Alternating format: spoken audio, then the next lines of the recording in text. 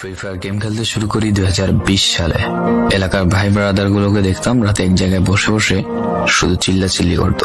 একদিক দিয়ে ভালো লাগতো, অন্যদিক দিয়ে মনে হতো এরা এমন চিল্লাচিল্লি কেন করে, চারজন করে।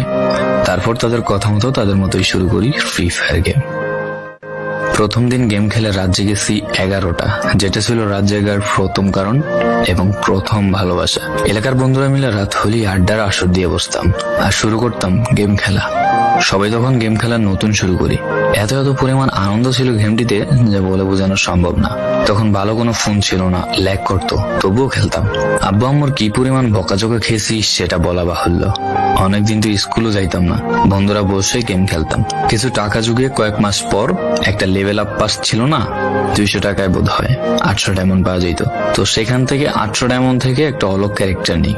আর সেই অলগ ক্যারেক্টার ছিল তখনকার সময়ের সবচেয়ে দামি ক্যারেক্টার।